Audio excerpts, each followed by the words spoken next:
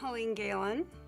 I spend 7 months of the year living in Paradise in Rancho Mirage and 5 months in Los Angeles.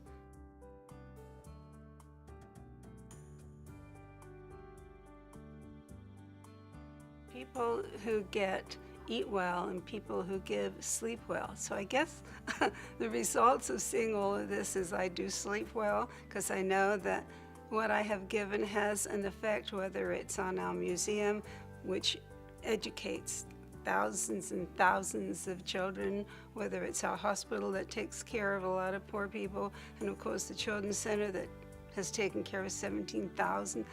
I'm so proud that I can do it. I mean, I'm really, really happy. I'm lucky because I didn't start off this way, but I'm lucky that I was given the money, the opportunity, and the time to be able to, quote, give back.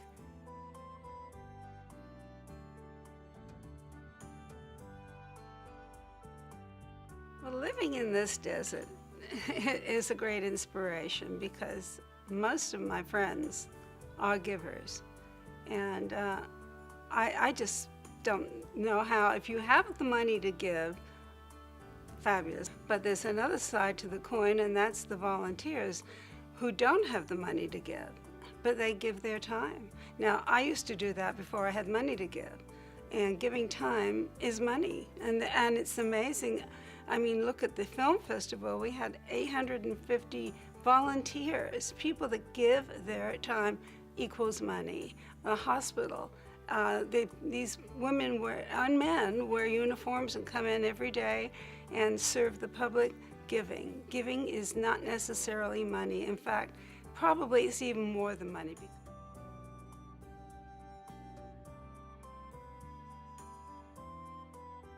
Palm Springs really is my main home and has been since 1975. Most of the money that I give is here.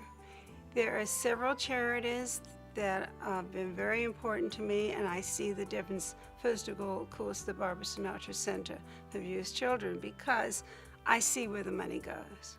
There's some other wonderful organizations that I support, but the ones I work the hardest on is Eisenhower, because again, Eisenhower is so important to the community, and we couldn't live without a hospital like Eisenhower, and it's been one of the greatest investments in the city, started off by a woman, by Dolores Hope. So I'm really proud to be on that board. And I've done quite a bit of work there. I've been involved there since 1986 too. I met Barbara 26 years ago now, and she asked me to go on her board. That was really it was probably my second board experience, because I had gone on the Museum Women's Committee, but this was a serious job. And I guess it chose me, but it was a wonderful one to start with because the need was so tremendous. And I fell right in, and it was a wonderful life for me.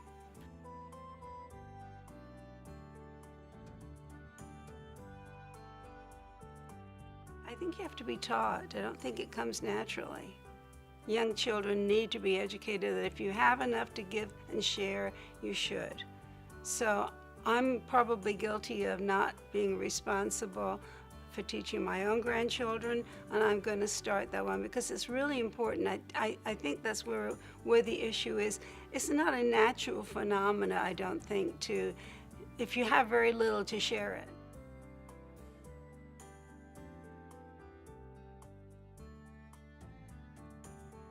I remember when I dropped out of high school at 15, my headmistress wrote something in my book that I have lived with all of my life, and it was strange that I remember this. Be good, sweet maid, and let who will be clever. And I've really carried that throughout my life, to do the right thing. I never pick a fight. I try very hard never to say anything malicious. I try to be a good person. I think to be a good person is really all we can ask of everybody, is to be a good person.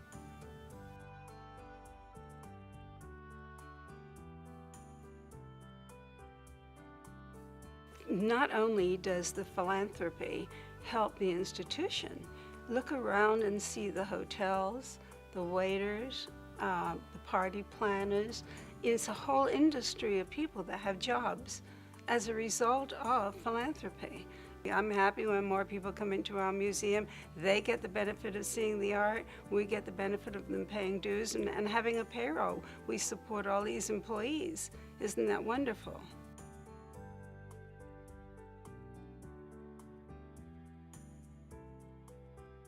I was in a board meeting and we had been offered the property from Palm Desert for $1 a year. But the times were tough and nobody said anything about money, and I knew that they wouldn't get it off the ground floor if they didn't have a kickoff.